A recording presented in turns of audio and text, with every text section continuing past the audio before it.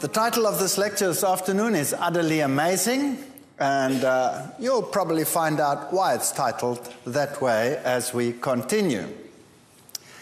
Well, here you have a calf drinking from its mother, and that is a very good thing, and that is how a calf grows. This is a normal, good dairy cow, and you can see that that udder is quite extended. This animal has been genetically selected to produce quite a vast quantity of milk. And a good dairy cow can produce 40 liters of milk a day, and a supersonic dairy cow can produce 80 liters of milk a day, and the world champion cow produced over 120 liters a day, and it needed to wear a special corset-type bra, or else the weight would tear this very structure off the animal, not off the animal, but the blood vessels would tear in the process. So this is not really a natural thing today anymore.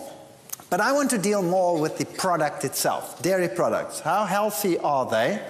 We are told by the world out there that we must have dairy in order to satisfy our calcium needs. Growing children need dairy. It's an energy-rich food, and there's no doubt about it. One can grow very rapidly on dairy. And milk, we are told, we need milk because it contains calcium, and it contains proteins, and it contains all the things that we need. We also know that there are problems with it, and that there are high concentrations of fat and cholesterol, and so some people are advised to take skim milk rather than milk. So is this true, and how good is milk really? Well, the industry has a huge marketing drive, and to compete with the dairy industry in terms of marketing is really quite something. They also have the law on their side. They seem to believe that the word milk belongs to them, and in some countries you may not name any alternative product milk. You must name it something else. So in some countries you may not say soy milk, for example. You must call it soy drink or whatever, because the dairy board would take you to court if you use the word milk. Well, I'm going to use some publications here to show you what the scientific world is saying of this. Of all mammals, human milk has the lowest protein content and the lowest ratio of casein to whey.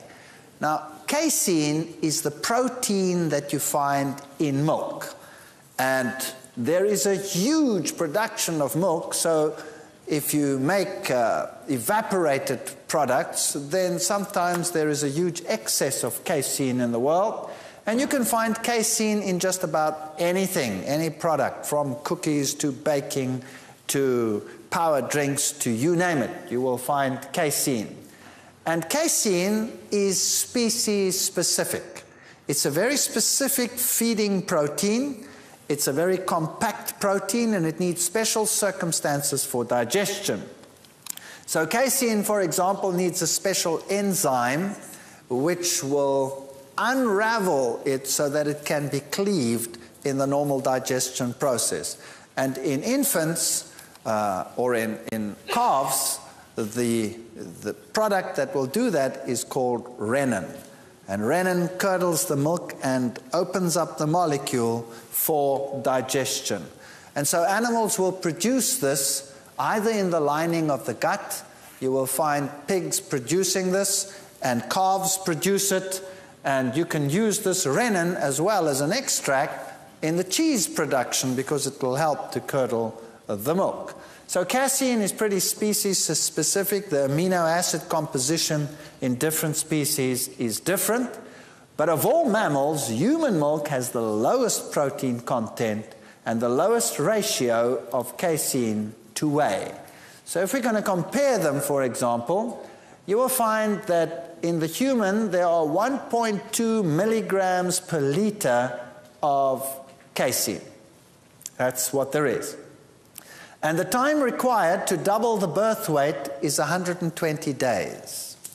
If you go to the horse, you'll see the horse has exactly double the amount of casein, or protein in general, 2.4 milligrams per liter, and the time to double weight is 60 days. That means exactly half. So there's a very good correlation there. A cow has 3.3 milligrams per liter, and the time to doubling birth weight is 47 days.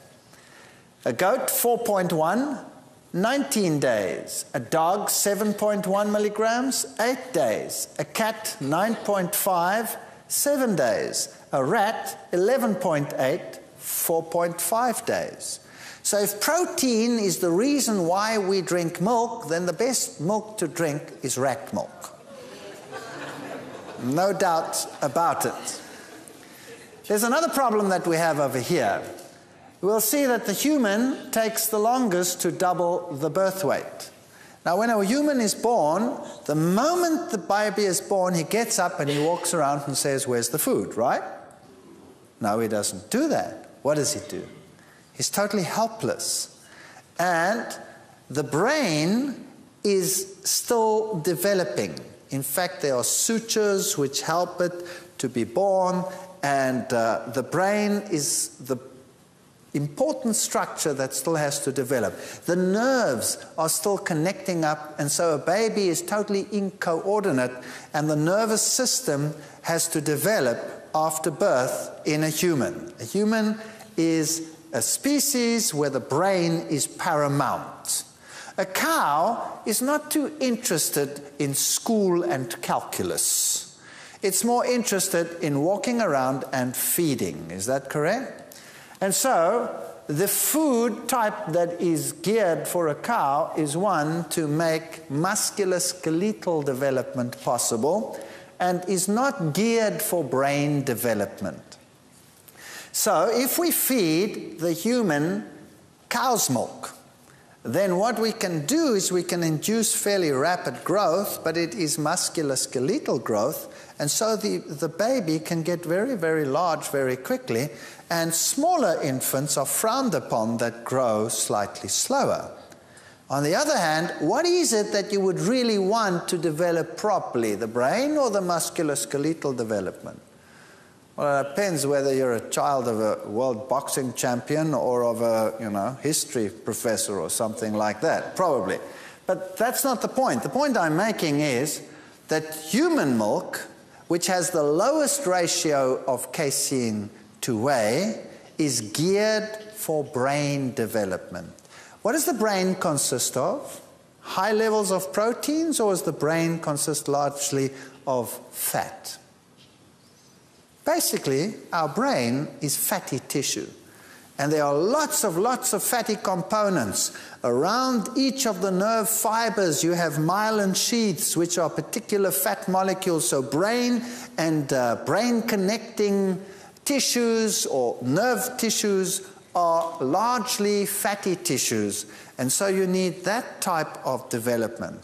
Children that are raised on cow milk have a lower IQ on average than children that are raised on mother's milk. That's just a fact.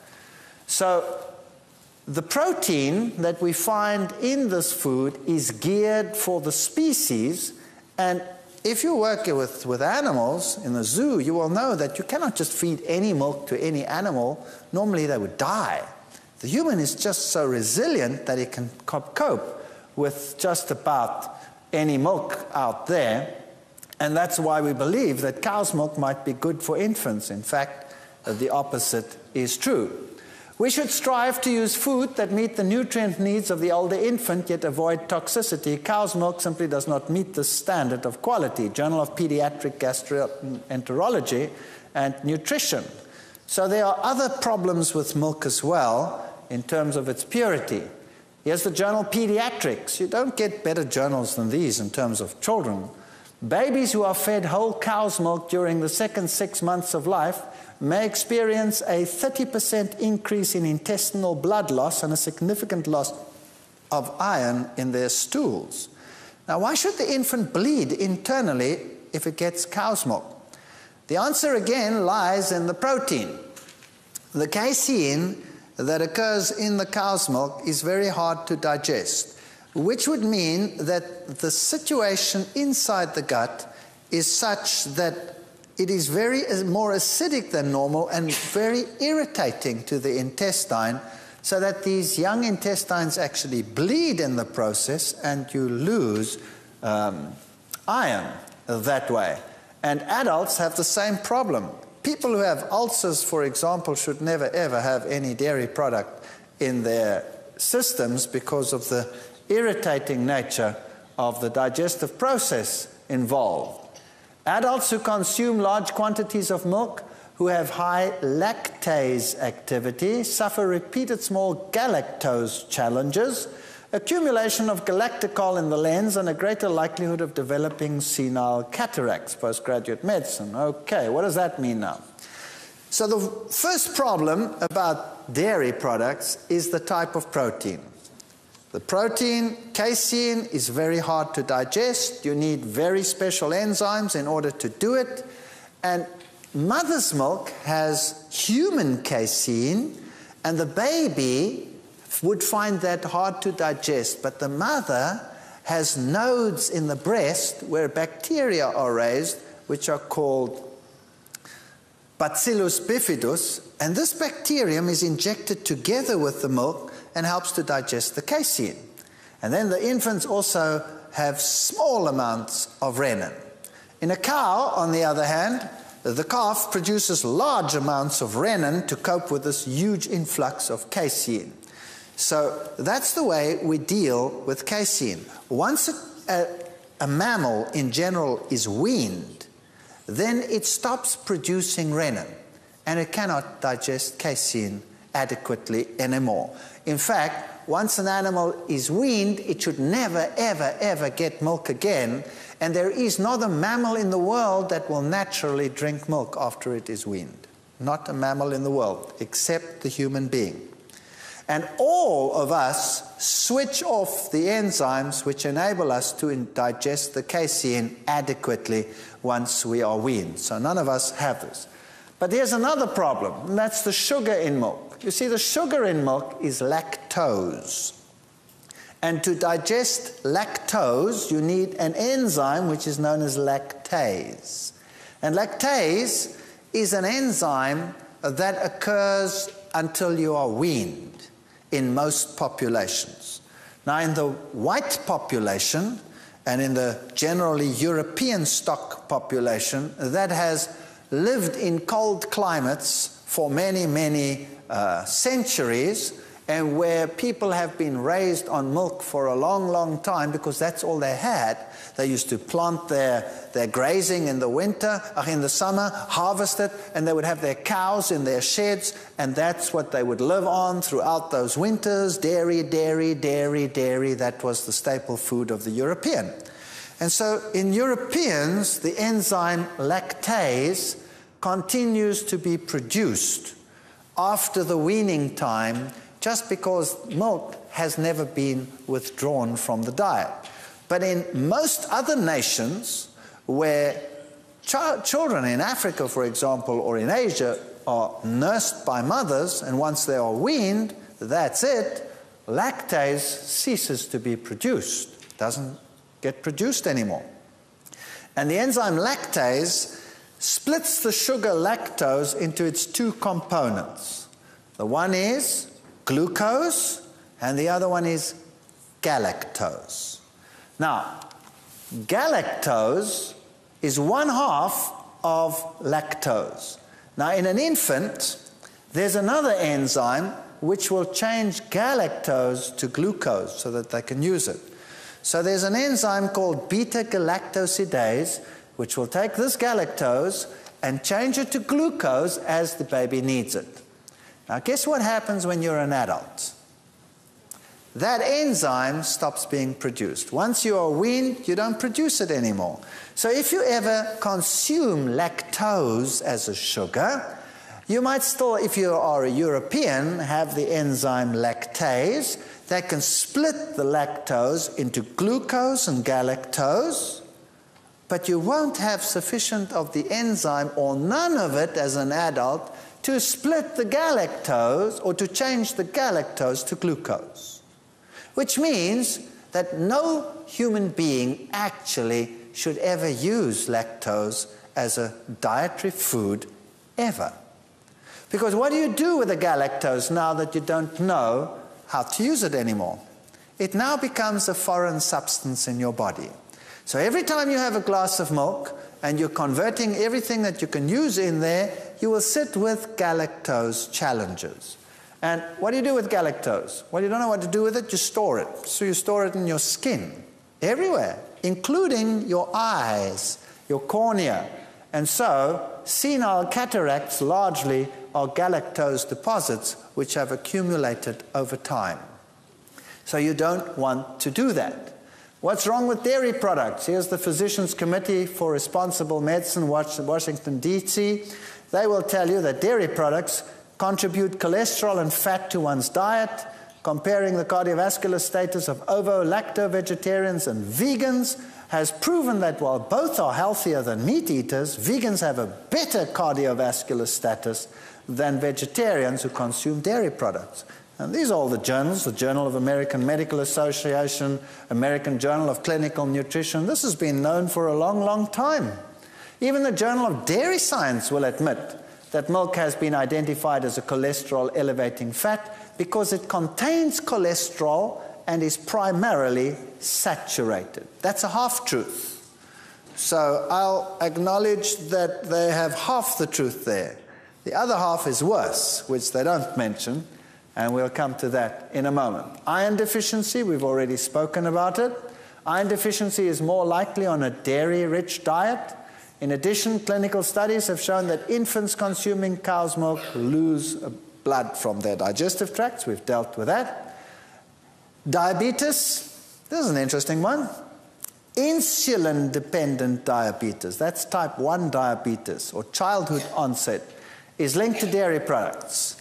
And this has been fairly well established over time. And I'll continue with that in a moment as to why that is the case. Ovarian cancer, as the journal Lancet, a Harvard study found that when dairy products consumption exceeds the enzyme capacity to break down galactose, there is a buildup of galactose in the blood which may affect women's ovaries and make them actually infertile. In the European countries, 1 in 4 couples seek fertility help.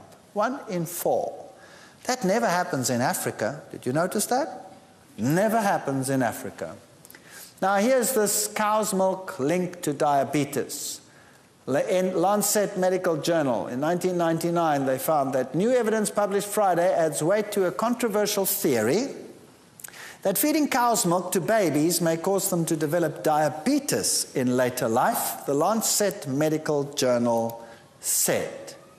Already in 1978, they said, drinking cow's milk may weaken the immune function in children and lead to problems of recurring infections.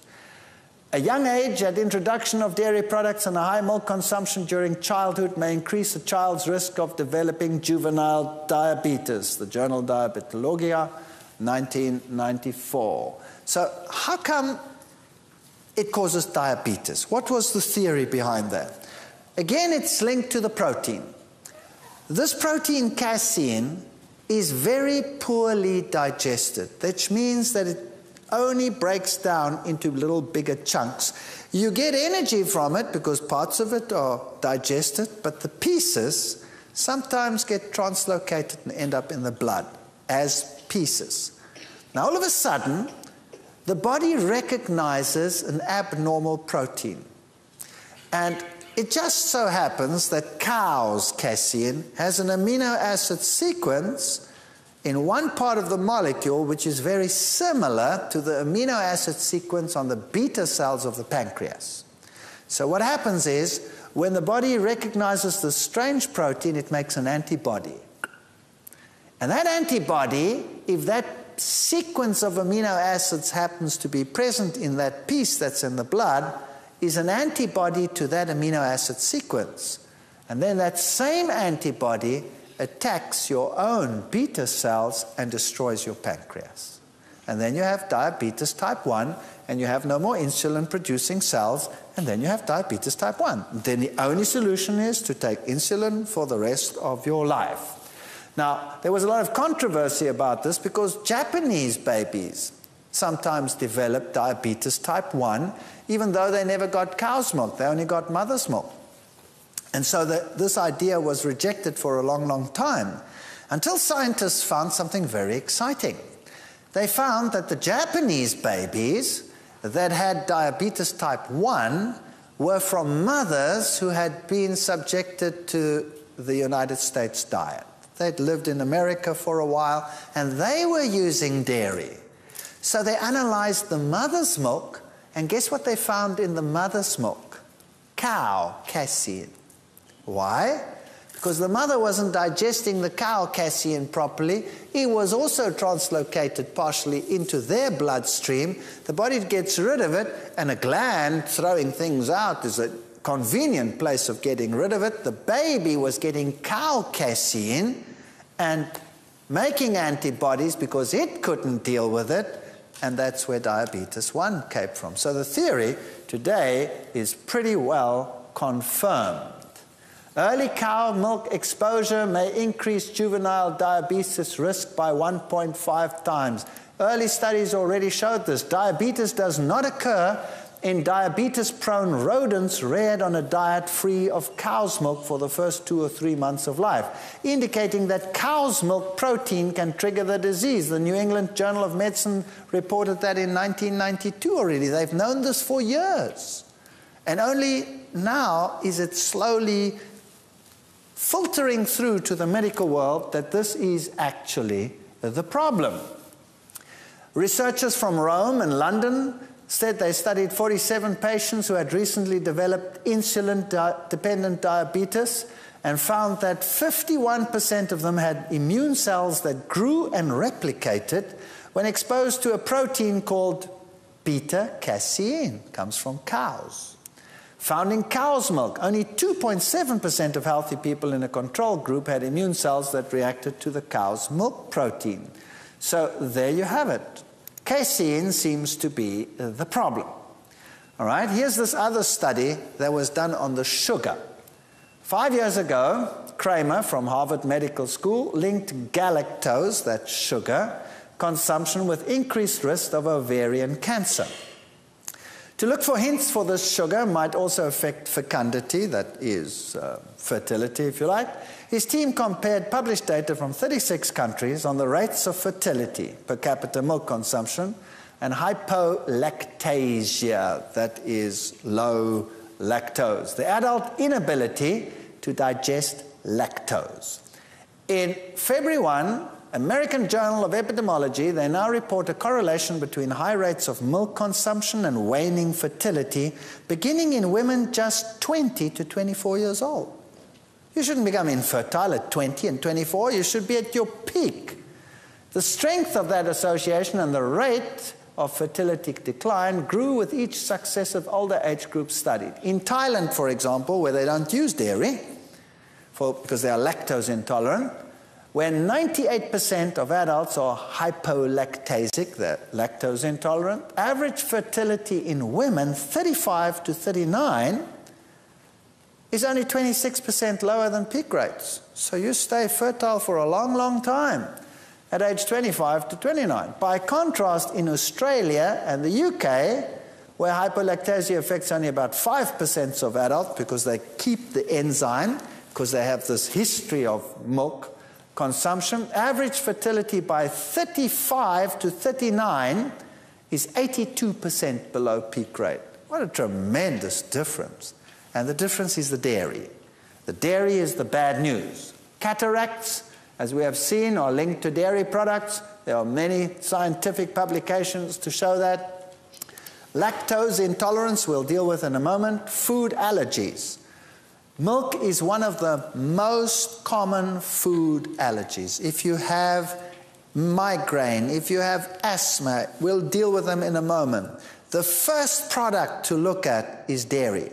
And that is the one that will not test positive in most cases. If you go for allergy tests, you will test positive to all the secondary allergies and seldom to the primary allergy.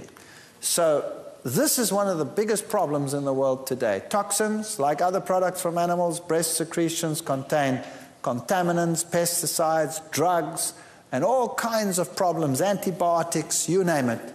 And we've analyzed quite a few of these over our lifetime, and I'll tell you the picture is not so hot. Lactase deficiency. That's the enzyme that breaks down the sugar lactose in milk. Now, the Danes are only 2% lactose intolerant. That means they cope with lactose. They can break it into glucose and galactose, but they don't cope with the galactose. They still have that problem. If it comes to the Finns, they're 18% lactose intolerant. If it comes to the Indians, 50%. The Israeli Jews, 58%. Peruvians, 70%. Black Americans, 70%.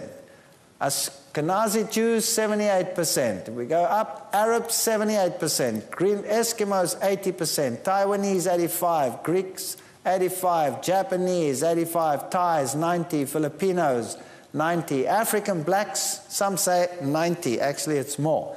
That means they cannot tolerate lactose at all. So, in fact, only white Europeans can tolerate lactose, none of the others. In fact, African blacks are 95 to 100% lactose intolerant. The Zulu nation, almost 100% lactose intolerant.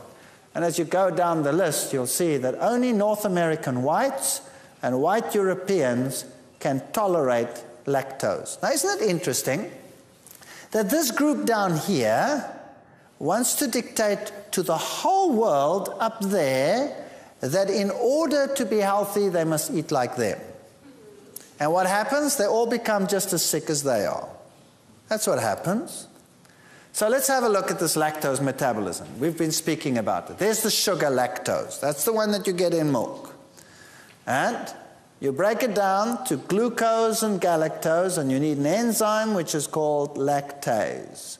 That enzyme switches off after weaning in every nation, and in whites, it only partially switches off. Is that clear for everyone? All right. The galactose, to break down that, you need to change it to glucose. We cannot use galactose. It's useless to us. So you need this enzyme, beta-galactosidase, and that enzyme is only produced until you're weaned, and you no longer produce it. So none of us have enough as we sit here today, and none of us can convert that adequately to that. And yet, if you look at your advertisements, they'll put the white ring around the black people, the white ring around the black people, around the white people, and even the cartoons get the white ring. Why? Because they want to induce you to drink milk. There's another American advertisement. Great for growing chicks. Got milk? Well, they should say there, great for ovarian cancer, great for infertility, great for, dumb blondes too, because it's not so good for brain development. They should put a sub-list over there. They don't put that on the advertisements. Here's a nice little cartoon that I quite like. Two little kids. The one is a black kid, and the other one is a white kid. And they've just spilt the milk. Now, is that a curse or a blessing? That is the question. Is that a curse or a blessing? Let me tell you the difference. This little white kid is going to be lactose tolerant. This little black child is going to be lactose intolerant. Okay, now, let's say they had not spilt the milk and they actually drank the milk. The little white kid would have no problem with the milk in terms of digesting the sugar because it has lactase lactase, the enzyme, breaks it down, but it would have problems with the galactose, which would affect certain parameters. Then the casein, the protein in the milk, it would have problems with that as well, and they would tend to allergies and all kinds of things, but it could grow quite well on the casein, no problem. And then there's fat in it, which also helps to grow quickly, give cholesterol, all the bad things. So not the best thing for the little white girl. If she has this milk, because she is not lactose intolerant and because milk is fiberless, she would tend to become constipated from the milk. Constipated. The little black boy over there, he would have the same problems, except that he doesn't have lactase. And so he cannot ferment the lactose. So it passes straight through into the colon, where there are bacteria which can do it. So they split it. And now suddenly he has free sugars down here in the colon, and that attracts water into the colon, and he gets diarrhea like crazy. So two little kids come to hospital. The one is so constipated that they sometimes use little saws to cut it apart and pull it out with tongs in babies from constipation. And this poor little kid has diarrhea like crazy, and so they'll treat them totally differently, although they both have the same reason for their demise. Osteoporosis, we'll talk about that in a moment. How important is dietary calcium in preventing osteoporosis? That's an interesting question. Here's an interesting one from the journal Pediatrics. Colic. 1 out of every 5 babies suffers from colic. Pediatricians learned long ago that cow's milk was often the reason. We now know that breastfeeding mothers can have colicky babies if the mothers are consuming cow's milk. There you go, straight from the journal Pediatrics. Osteoporosis is caused by a number of things, one of the most important things being too much dietary protein. American Journal of Clinical Nutrition. Oh, I could give you hundreds of publications on this. A high ratio of dietary animal to vegetable protein increases the rate of bone loss and the risk of fracture in postmenopausal women. And the more animal protein you consume, the worse you are. And which protein do you think would be the very worst of them all? Casein, the one in milk. Here's some interesting things about milk. Leukemia. Bovine leukemia virus. Now that's a virus in cattle, in cow milk, in cows. Bovine leukemia virus antibodies were present in 59% of newborn calves tested. That's the Canadian Journal of Comparative Medicine. Human T-cell leukemia virus can be transmitted from humans to animals. Such results suggest that a milk-borne infection being transferred from a mother to a baby is very plausible. Whether it can pass from a cow to a human is being studied. That was the Japanese Journal of Cancer in 1985 already. Iowa, a dairy state, has higher rates than the national average for human leukemia, American Journal of Epidemiology in 1980. Pennsylvania veterinarians have been able to grow bovine leukemia virus in human cells in the laboratory. In 1980, a study showed an increase in human leukemia in areas where high levels of bovine leukemia occurred. And here's something interesting.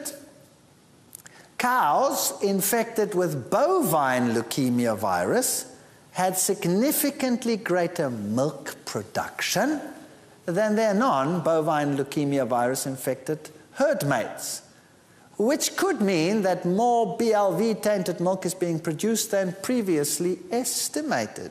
Did you know that over 80% of dairy cows in your country, for example, have BLV? Because the farmer is going to select which cow, the one that produces more milk or the one that produces less milk? The one that produces more milk. Okay. The data confirm the presence of bovine leukemia virus in milk and identify the potential for lactogenic milk transmission of the virus. That's the American Journal of Veterinary Research by 1995. So there is evidence that leukemia can come from milk. What about multiple sclerosis? What a debilitating disease. The present data indicate that MS, multiple sclerosis patients, exhibit an antibody to bovine leukemia virus. Okay, so maybe you're getting more from your milk than you might assume that you got from your milk. Many of these sclerosis, these nerve diseases patients report consuming large quantities of milk. Other diseases, even the Journal of Dairy Science admits that TB, brucellosis, diphtheria, scarlet fever, Q fever, gastroenteritis are transmissible by milk products.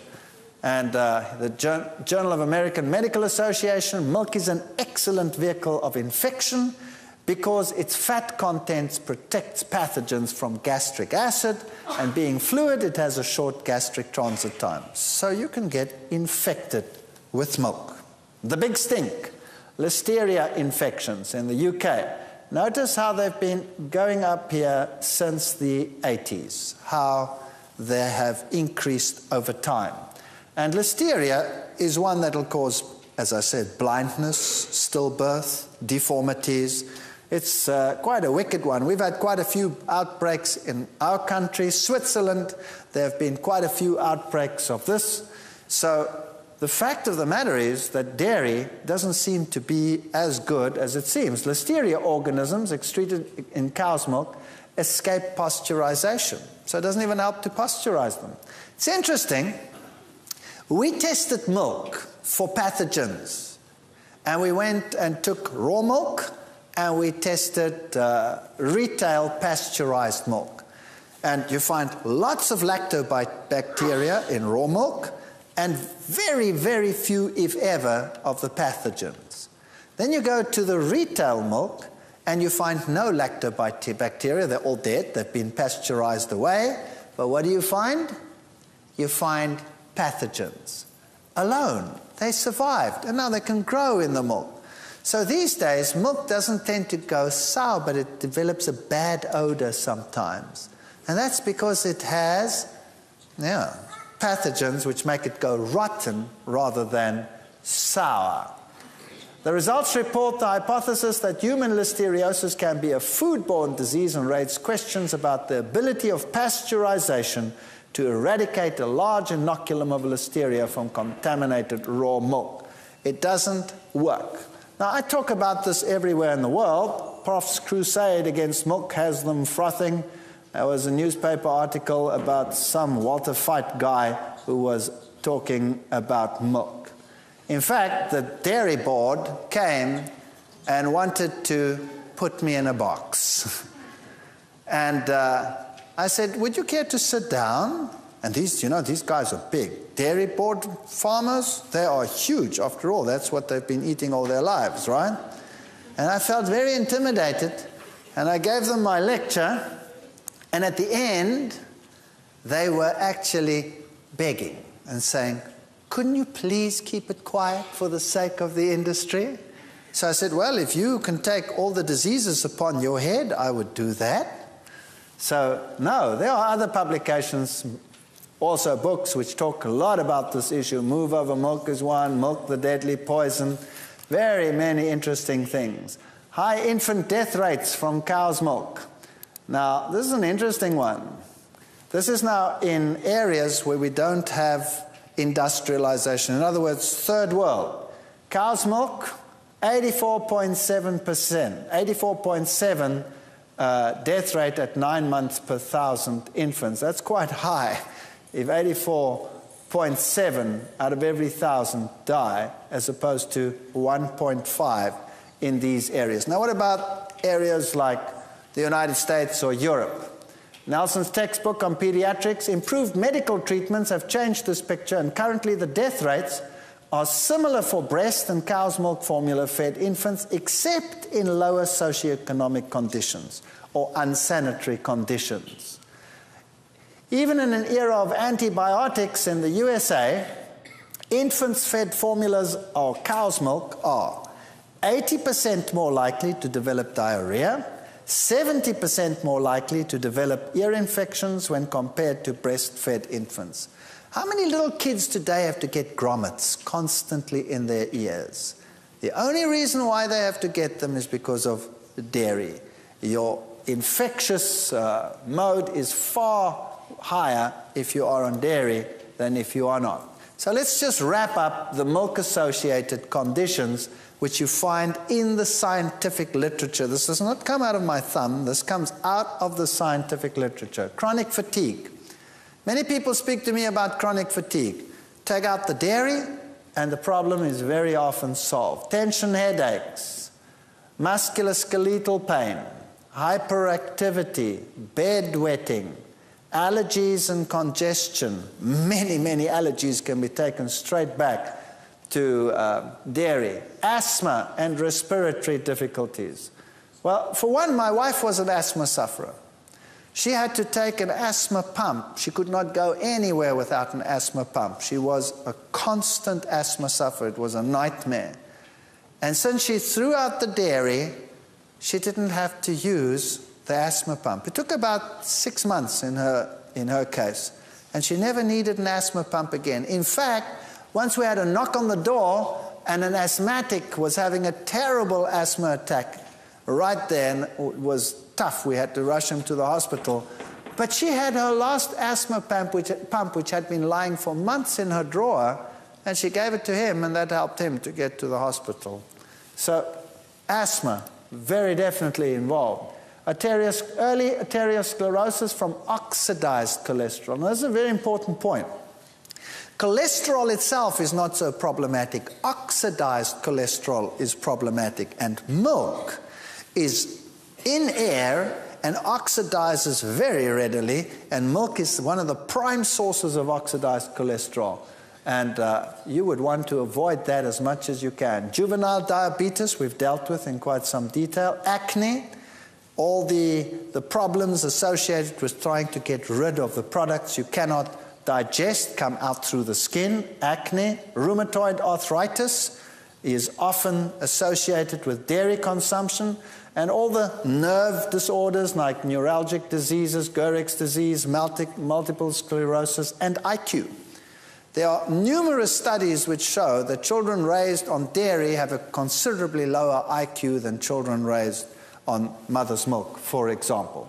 So with all this listing, why would you want to use dairy products? One reason, and one reason alone, remains. The fat is bad, the protein is indigestible or partly digestible and is bad for you. There's one reason and one reason alone why you would want to use dairy products, and what is that? Calcium. That's it. Calcium. Known advantages of breastfeeding over milk consumption, cow's milk, is mother's antibodies are passed on to the baby. That's one important point. 2, mother's white blood cells are passed on to the baby. Breast milk contains lactoferrin, which blocks E. coli bacteria growth, so the baby has a better bacterial distribution. Breast milk is usually sterile, unlike cow's milk. And only 25% of calcium in cow's milk is absorbed by the body. So there's your first point. Yes, maybe milk contains a lot of calcium, but what good is that if the absorbability is so poor? Human milk, although containing less than half the calcium of cow's milk, is a better source of calcium because of its high absorption. So there's another reason. And anything dark green, kale, turnips, sesame seeds, are better sources for the same reason. Now, what are the disadvantages? The fat in cow's milk is not easily digested. Cow's milk is deficient in vitamin C. Cow's milk is deficient in vitamin D. And if we look at the protein content, let me remind you again that human milk has the lowest protein content compared to any of the others. And it's also low in phosphorus, whereas the cow's milk is high in phosphorus. So the ratio calcium to phosphorus in cow's milk is totally wrong for human development and human needs. Then cow's milk has been highly correlated with prostate cancer, ovarian cancer. By the way, not only prostate cancer, but prostate infections. And you know how many young people suffer from prostate infections, recurring prostate infections? Get rid of the cow's milk, and it'll be a far improved situation. Ovarian cancer, we've already looked at that. Rectal cancer, breast cancer. If you look at the correlation over there, it's dramatic. Look at countries like Denmark, Switzerland, Austria. Those are the top breast cancer countries. And countries that don't use any dairy, Thailand, Japan, Mexico, these countries have much lower incidences. And then you get some additives in your milk. You get some of the cow's lunch from yesterday. You get some bacteria that you do not want to have in there. You can get these viruses like bovine leukemia virus, which can cause leukemia. You get prions, which can cause mad cow's disease, antibiotics, hormones, organic pesticides, growth stimulants, all of those products. Bacteria in milk is limited to 20,000. Milk after pasteurization should contain no more than 20,000 bacteria per milliliter of milk and no more than 10 coliform bacteria in each milliliter. Once you've pasteurized it, the bacteria that you have are largely the bad ones and not the good ones. So, now you're saying to yourself, okay, maybe I shouldn't have my milk.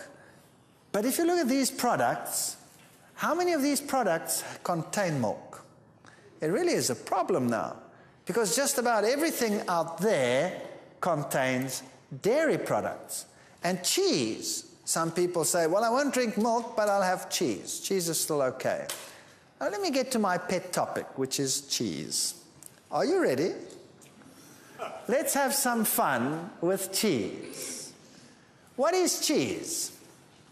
It's propagated as a high-energy growth food, and it's used so widely in the world today that one can hardly imagine a life without it. Isn't that right? One can hardly imagine it. Imagine all the things that are sold out there that contain cheese, and the pizzas and the lasagnas and all these marvelous things. How's cheese made? Firstly, you take the milk, and then you add a culture, and then you have some fermentation, and then you get a curd. And you have some whey. And the curd you can use, and you can make cottage cheeses of them. These are the soft cheeses. Now, what does the curd contain? Just wrap it up for me. It contains high cholesterol oxidized fat. It contains which protein? Casein and some lactoglobulins and all of those, which are not easily digestible. And then it contains, if it's cultured and it's been fermented, then it won't have any more lactose in it. The glucose will have been fermented away and been changed to lactic acid. That's not a big problem. But the galactose will be present as what? As galactose. So what's bad in this cottage cheese? The fat is bad, the protein is bad, and the galactose is bad. Then, when you mature that further, you get soft cheeses. And if you mature that further, you get the mature cheeses, and all of that comes from this curd. Now, what has happened in a mature cheese? In a mature cheese, what has happened is that the bacteria have worked on the product, and what do the bacteria actually do? They utilize anything that's useful, because bacteria have to grow. So they utilize everything that's useful until they get to the point when they've used everything that's useful, and that which they cannot use remains. Then the process stops, and we say it has become mature. Does that make sense? Is that logical? Yes. All right. Now let me try and put this to you kindly. Let me try and put this to you kindly.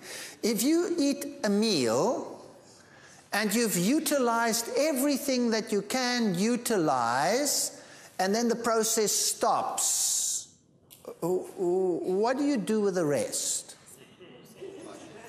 Yes, you go and sit in that special little chamber where you have this chain effort and you go, and it's gone, right?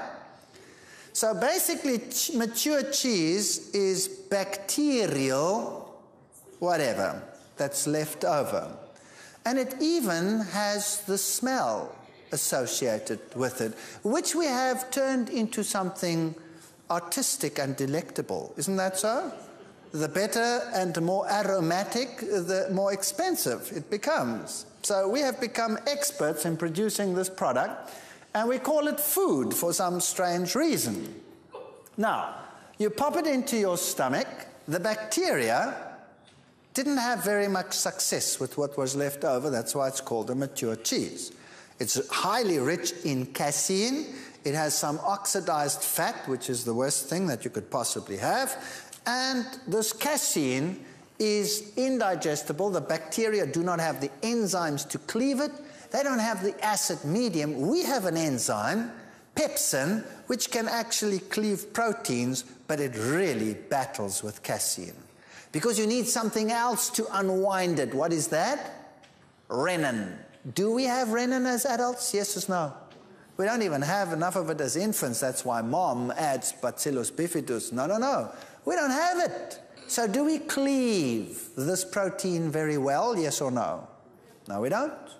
And so the cheese stays in there, and we produce a very acid system, which can cause gastritis and chronic ulceritis over a long period of time if we eat a lot of it. And the amazing thing is, we occasionally send samples through for analysis. And that's when the sphincter opens and a little sample goes through. And there are receptors there which measure the size of the molecules. And if they are too large when they come through, we send a signal back and say, close up, the job's not done. The job's not done. And then it stays in there longer.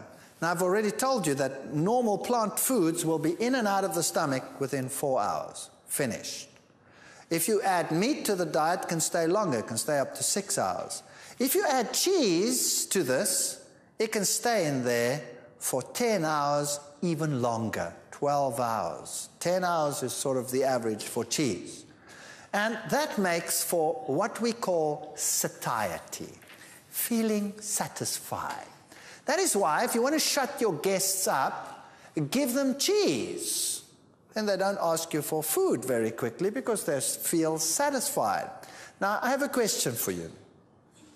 If you go to people and you say, why don't you change to a healthier diet and eat more plant foods? What is the first thing they will say? It doesn't satisfy me.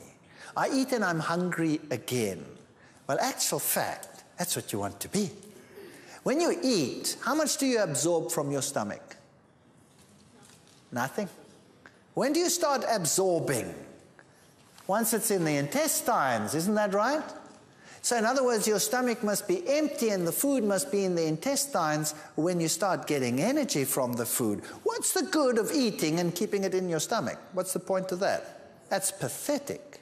So satiety might mean I feel satisfied, but the longer you feel satisfied, the worse your diet is. You want it to empty out. So a good feeling of emptiness means energy. Challenge anyone who feels satisfied for a walk up a mountain. Let's see how he feels. Satisfied with all his energy in his stomach instead of going into his bloodstream. It makes no sense. In Germany, there's a saying which says, Käse schließt den Magen, which means cheese shuts off the stomach. And that's exactly what it does. In fact, cheese should never be introduced into the human stomach. Never. It has no place there. The only place for it is in that other instrument with a chain on it where you pull and go, and then it's gone. That's the best place for cheese. If we look at the acid loads in food, we've discussed this already. Notice that mature cheese will give you an acid load of 23.6 milliequivalents. That's the most acid food that you can get. And you have to neutralize that with calcium carbonate from the body. If you want to lose bone, then go for the cheese. Now, we did quite a number of experiments on this. Here are some rats. And we tested, for example, soy and casein. When you give them casein, the urinary pH is much more acidic than when you feed them soy. Then we wanted to know about the fecal calcium loss. And when you feed them casein, they lose twice as much calcium through the feces than when you feed them soy. Which simply means what? That they don't absorb the calcium, which we've already established. It goes in there, out there. So what's the good of all this good calcium in this food if you're not going to get it? And then, even when you absorb it, that which you do absorb, what happens to that? Urea production tells us that the turnover in casein, you have to get rid of far more amino acids than when you use soy, because our body prefers these amino acids. In our age, in growth, you want a slightly different mix. Total urinary calcium loss, if we fed them casein, there was a highly significant increase in calcium loss. So, yes, you absorb the calcium, but you have to urinate it out again. So really, milk is a very poor source of calcium. Here's an interesting one. Mean fecal wet mass. When we fed rats casein, that's just the protein in milk. Now, this doesn't contain the lactose, the sugar, just the protein. So this is exactly the same as the little white girl would experience. Notice that when we fed them casein, they had a very dry fecal pellet. When we fed them soy, they had a very moist fecal pellet. You see a highly significant difference over there for those who know statistics. And we can see something very interesting. This simply means what? That these rats had an eye bulging experience when they went to the toilet, and these rats had an ooh-ah experience when they went to the toilet. So there are other advantages in cutting out these dairy products. If you look at rabbits, for example, if we fed rabbits an 18% protein ration derived from soy, casein, and milk solids, casein just being the protein. And notice when we fed them soy at 18%, they grew the slowest. If we fed them casein, they grew quite rapidly. If we fed them milk solids, they also grew rapidly. But after about 11 weeks, those that got the milk solids were the largest. Those that got the casein, the second largest, and those that got the soy grew the slowest. But they grew. Now, that's an interesting fact. So you can grow pretty well on dairy products. And Mom will say, well, look at my giant baby. Yours looks like a shrimp. Then you counter and say, but look at my baby's head. He's got brains. See? And later on in life, once he's past his maturing stage, you will see that once they go into maturity, they grow like crazy. And the vegetarians, the vegans, they become much bigger than the others. Much bigger. My kids grew up vegetarian, vegan. They were mocked when they were small. Nobody mocks them now. Nobody mocks them now. They go like that through a door. And my youngest son is twice as broad as me, which is very disconcerting. I can't sort him out anymore. Here is urinary calcium loss of rabbits fed 18% protein. And you can see again, on soy, they lose the less calcium than any of the other groups. It doesn't matter which animal you use. Fecal calcium, again, soy gave the best retention of calcium, better than casein and better than milk solids. Urea production, turnover of the protein as to what you have to get rid of. Soy was the best, casein and milk solids were the worst. So let's compare soya and milk solids in terms of cholesterol. And my students do this too. Plasma cholesterol levels of rabbits fed in 18% protein rations derived from soy and milk. Cholesterol generally, soya gave low cholesterol, milk solids gave high cholesterol. Now that I would expect. Question. What causes the high cholesterol? Is it the fat in the milk or is it the protein in the milk? So how do you test that? Obviously, we'll say, well, obviously it must be the fat in the milk, but not necessarily. You see, there are always two sides to a story. The fat is the one that will cause the problem, but the protein is the one that carries the fat to where it has to be. So it can be in either. So how do we test that? Well, you take the fat out and you use only the protein. So here's another one. We first looked at bad versus good cholesterol, LDL cholesterol, much better in the soy, supersonically better in the soy than in the milk solids. And HDL cholesterol, that's good cholesterol, when we fed them soy, that was much better than on the milk solids. So the ratio gets better once you start using the plant products. And that's what you want to look at. HDL versus LDL, good versus bad cholesterol. On soy, the ratio was excellent. On milk solids, the ratio was pathetic. Interesting. Now, let's go to the casein. Let's cut out the fat. Cholesterol levels. Soy, low. Casein, high. Now, there's no fat. There's no fat and no added cholesterol. HDL, LDL, casein, poor, soy, good. So now, I had a question earlier. What's better? Skim milk or full cream milk? Let's have a look here. Let's run through this. We did it yesterday, but we'll be a bit more specific. Rabbits on an animal-based protein will have high cholesterol. Rabbits on a plant-based protein will have low cholesterol. And these were the proteins. Do you remember them? Plants and pork and chicken and beef and whole eggs and casein and turkey and skim milk and egg yolk protein. Now have a look here. Plant proteins give you the lowest cholesterol. Then the animal proteins give you high. Casein by itself gives you very high cholesterol levels. Just by itself, without any other fat added. And then we come to skim milk protein. Look at that. It's the second highest cholesterol elevating protein in the world after egg yolk. So now, if they tell you change from full cream to skim milk, will it help, yes or no? Not one iota. Because the problem is not only in the fat, the problem is also in the protein. And because the protein is one of the worst in terms of cholesterol elevation, the best thing to do is never to use this protein at all. So chuck away this product. And which milk should you use? You can use any one that comes from a plant protein. You can use soy milk. You can use rice milk. You can use oat milk.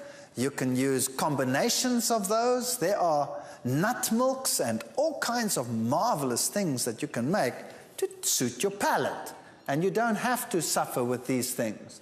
Fruits, vegetables, nuts, legumes are good sources of boron, which helps stop calcium loss in the body. Because milk is low in boron and high in phosphorus and protein, it is not a good osteoporosis-fighting food.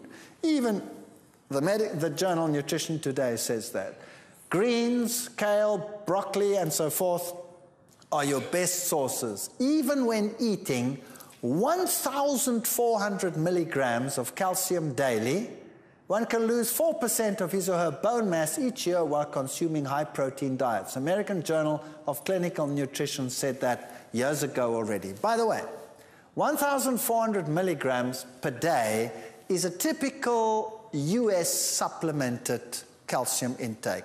Guess what Africans in Africa are getting on average in rural areas? Only about 350 milligrams. Only about 350 milligrams. Wow, that's just a fraction of what the typical American is getting and losing 4% of bone mass while on this diet.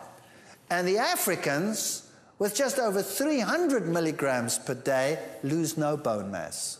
Where's the problem? The problem lies in the diet, in the difference in the diet. The Africans eat grains and legumes, which are great sources of calcium. They get more calcium from their 350 milligrams than the European gets from his 1,400 milligrams, because they go straight through and urinate them out. And then they still have to release to solve the acid problem from the bone, and they deposit them and they get gout and arthritis, and they walk around like this, and they tell you, you better drink milk too because you better become as sick as I am. Under controlled conditions, the level of dietary protein has a profound and sustained effect on urinary calcium levels.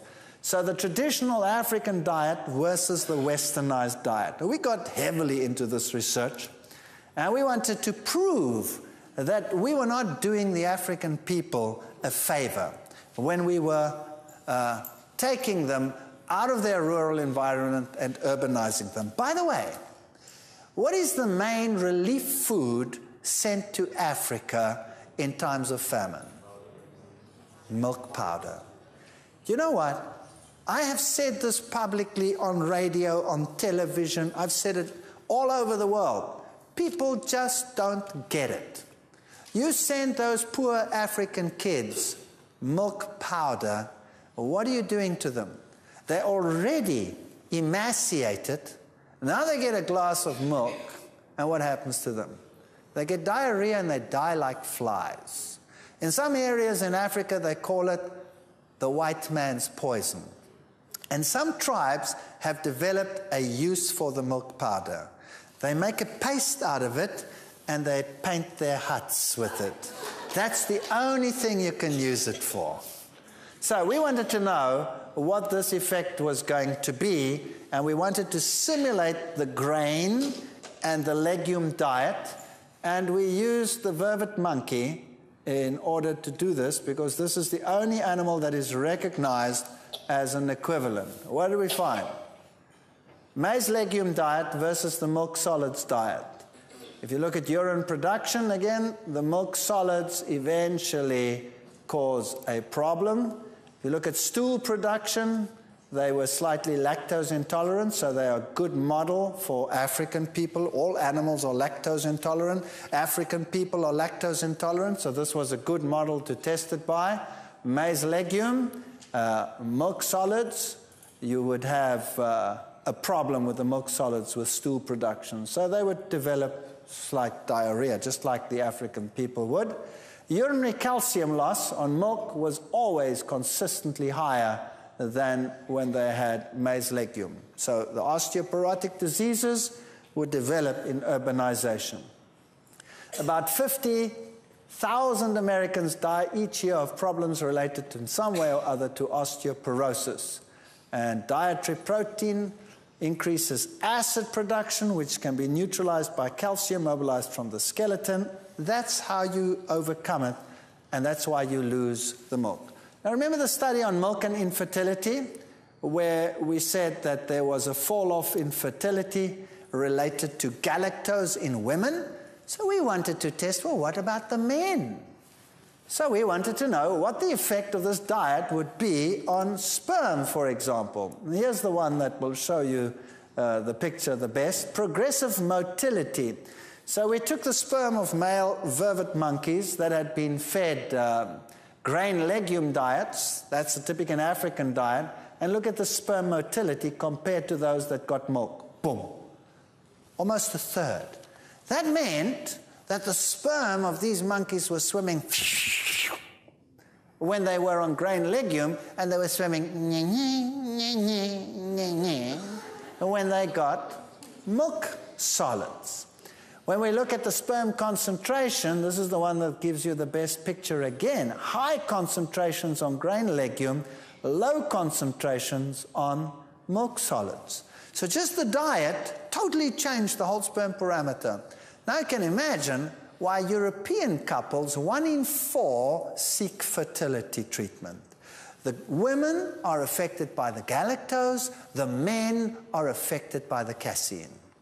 Just changes the protein parameters and makes for immaturity of the sperm. We delivered this at conferences all over the world, and sperm mid-piece defects when they were on dairy, they also had more abnormal development. Typical defects would be this little bump there or kinks in the tail. So bottom line, guys, if you want to be fertile, kick the milk habit. Your sperm will go, it'll be plentiful, and not like these go around in circles not knowing where to go. Lymphocyte levels. This is very interesting. Maize legume diet, milk diet. Notice that the immune system was far more capable. This is not infectious. This is all within good parameters.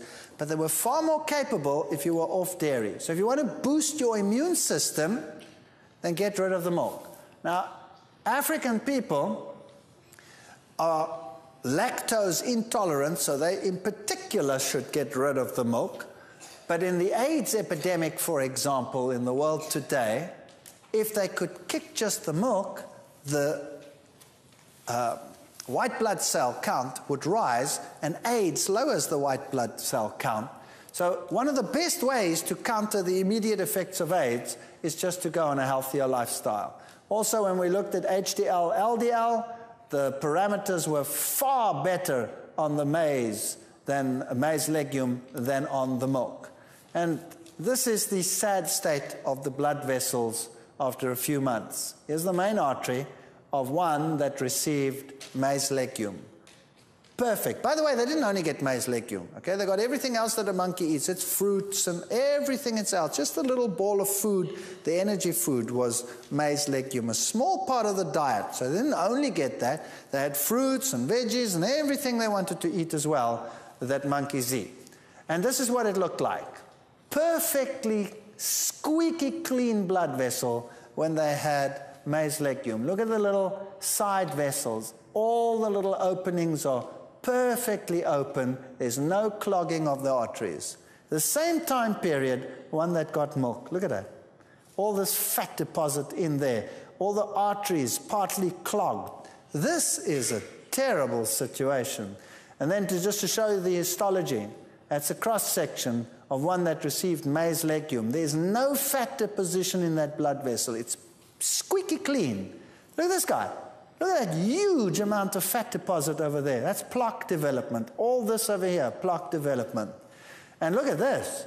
This was a calcium deposition. So it couldn't get rid of all the calcium. It had deposited in the blood vessels. So these blood vessels were brittle, and they were full of cholesterol. And that's dairy for you. Dairy products are a no-no. Soy milk versus milk solids. Then we wanted to show that soy milk would be the same as giving them the direct the grain and the legume ground up. So we used soy milk powder, and we compared it with milk solids, and we used the same, and that would be what would be the case. We found milk, of course, implicated in high cholesterol, high LDL, low HDL, and we look at those results, we find exactly the same thing. Cholesterol was high when we had the milk solids and low when we had the soy milk, exactly as in the other one. LDL was high on the milk and lower on the soy, and lymphocyte counts on the traditional, on the soy, in other words, was much better than on the other one. And sperm motility, exactly the same story. When they used dairy, it was low. When they used soy milk, it was higher. And here's your correlation of hip fractures, osteoporosis. Notice, African blacks don't have osteoporosis. If you go up here, the USA, you have osteoporosis. Now, if you continued this graph, it's not on this graph, if you continued this graph up and you went as high as the ceiling over there, then you'd get countries like Norway fitting in to the picture, and Holland and Sweden and Switzerland and countries like that. Relationship between calcium intake and hip fracture, again, look, Norway, way up there, Sweden, way up there. New Zealand, Denmark, United States. So these countries up here are the worst off. Now I ask you, with tears in my eyes, think about this. If dairy is to prevent osteoporosis, why do the dairy countries have the highest rate of osteoporosis in the world? If you can answer me that question, I'll smile. Nobody can answer that question. And the solution in Norway, I lecture in Norway as well, they say to me, don't talk about milk, please don't talk about milk, it's our national diet. I said, you want them to remain sick? They're the worst in the world. They're #1 in the hit parade for osteoporosis. And I said, why are you #1 in the hit parade for osteoporosis? You have the most milk in the world. And what do the doctors say is the solution to your problem? To drink more milk. Do you want to climb higher in the hit parade? Where do you want to get to? The moon? Give it up and come down to this level and you won't have these diseases anymore. Osteoporosis costs 6 billion D-mark in that time per year. And the man's cancer? There's a correlation. Milk consumption, just 4 glasses of milk. Just 4 glasses of milk a week will give you 2.5 times the chance of getting prostate cancer to someone who does not do it. So, if you want to know where in the world you will find the highest rate of prostate cancer, you don't have to guess very long. Who are the top 2 countries in the world? Switzerland and Norway. Why? Those are the dairy countries. Those are the dairy countries. Why would you want to subject yourself to that? And now here's the bad news.